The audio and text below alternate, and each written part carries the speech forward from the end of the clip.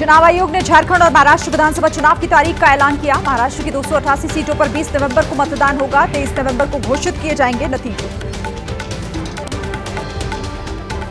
झारखंड में 2 चरणों में होगा विधानसभा चुनाव। 13 और 20 नवंबर को डाले जाएंगे वोट। यूपी की 10 विधानसभा सीटों और वायनाड लोकसभा सीट पर भी 13 नवंबर को होगा मतदान। महाराष्ट्र की तारीखों के ऐलान से पहले महायुति के 7 एमएलसी ने ली शपथ। बीजेपी के 3, शिवसेना और एनसीपी के 2 एमएलसी ने शपथ ली।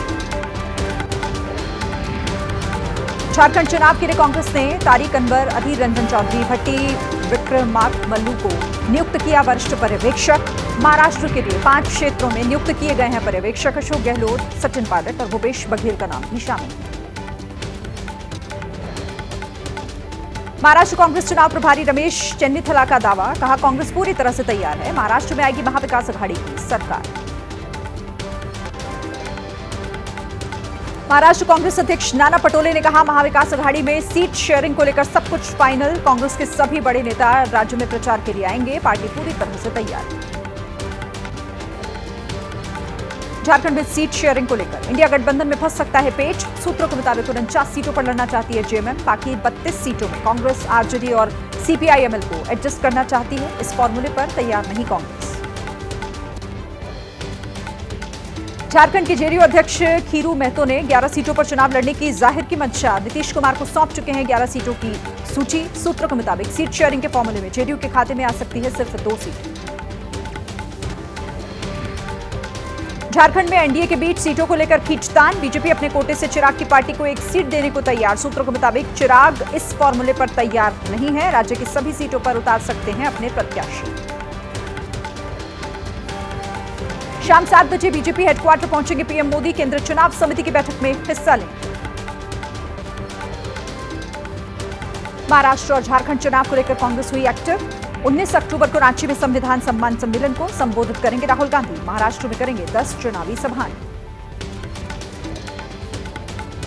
बिहार के उपचुनाव में ताल ठोकेंगे प्रशांत किशोर। 4 सीटों पर प्रशांत उतारेंगे प्रत्याशी। इमामगंज, रामगढ़, बेलागंज, तरारी विधानसभा सीटों पर उपचुनाव होना है।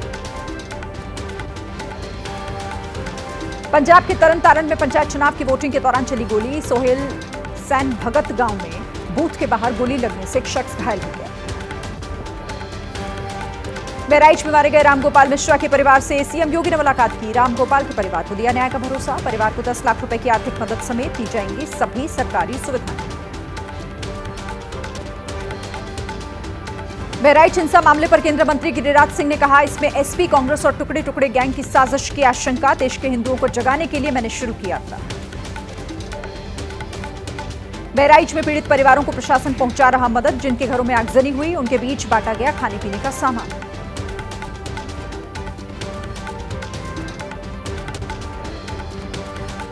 बहराइच में हिंसा के बाद एक्शन में है पुलिस। पुलिस अधिकारियों के साथ ADG law and order Amitabh Yash पहुंचे महाराजगंज। घटना के बारे में जानकारी। बाबा सिद्दीकी हत्याकांड में हथियार रखने के लिए इस्तेमाल हुए बैग को पुलिस ने किया बरामद। बैग के अंदर पुलिस को मिली एक और बंदूक। आरोपियों ने पूछताछ में किया था बैग का खुलासा। जिशान सिद्दीकी के कार्यालय पर पहुंची मुंबई क्राइम ब्रांच की टीम। सीसीटीवी फुटेज और जांच से जुड़ी जानकारी हासिल की। पुलिस सूत्रों के मुताबिक आरोपी पिछले 25 से 30 दिनों से बाबा सिद्दीकी और जिशान सिद्दीकी की कर रहे थे रेकी। मुंबई का एसआरए प्रोजेक्ट भी हो सकता है बाबा सिद्दीकी के मर्डर की वजह। एसआरए के 2 प्रोजेक्ट को लेकर चल रहा था विवाद। संत ज्ञानेश्वर नगर और भारत नगर प्रोजेक्ट का विरोध कर रहे थे बाबा सिद्दीकी। बाबा सिद्दीकी हत्याकांड में बड़ा खुलासा। आरोपी गुरमैल सिंह ने पिछले महीने की थी सलमान खान के घर की रेकी। अपने फोन को नष्ट करने के लिए आरोपी गुरमैल ने तोड़ दिया था अपने फोन का डिस्प्ले। बाबा सिद्दीकी की हत्या के आरोपी गुरमैल की गिरफ्तारी का वीडियो सामने आया। फायरिंग की वारदात के बाद लाइव अरेस्टिंग का लाइव फुटेज। अभिनेता सलमान खान को धमकी देने वाले विक्रम बराड़ का अजमेर के जेएलएन हॉस्पिटल में हेल्थ चेकअप हुआ। पुलिस सूत्रों के मुताबिक जल्द ही पंजाब किया जा सकता है शिफ्ट। दिल्ली के भारत मंडपम में पीएम मोदी ने इंडिया मोबाइल कांग्रेस का उद्घाटन किया। WTSA 2024 प्रदर्शनी का भी निरीक्षण किया। केंद्रीय संचार मंत्री ज्योतिरादित्य सिंधिया मौजूद रहे। भारत पहली बार WTSA की कर रहा है मेजबानी। इंडिया मोबाइल कांग्रेस में बोले पीएम मोदी, भारत के पास डिजिटल बुके है, दुनिया को कनेक्ट करना है भारत का मिशन। यूपी के कानपुर में जुलूस में बवाल का वीडियो वायरल हुआ। कानपुर के रावतपुर थाना क्षेत्र से गुजर रहा था जुलूस। एक ही समुदाय के दो गुट आपस में भिड़ गए। पुलिसकर्मियों की मौजूदगी में बवाल हुआ।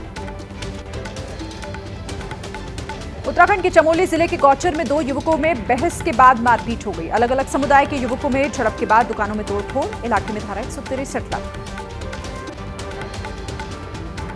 जम्मू कश्मीर के कठुआ में बिजली के स्मार्ट मीटर लगाने को लेकर हुआ प्रदर्शन। पुलिस ने प्रदर्शन कर रहे लोगों पर लाठियां भांजी। हिरासत में कई प्रदर्शनकारी। भोपाल में हमीदिया अस्पताल के हजारों आउटसोर्स कर्मचारियों का हल्ला बोल। पिछले 5 महीने से कर्मचारियों को नहीं मिला वेतन। प्रदूषण को लेकर दिल्ली की सीएम आतिशी ने की हाई लेवल मीटिंग। पर्यावरण मंत्री गोपाल राय के अलावा मुख्य सचिव, एमसीडी आयुक्त और विभाग से जुड़े अधिकारी मौजूद रहे। दिल्ली में कल से लागू हुआ है ग्रैप 1।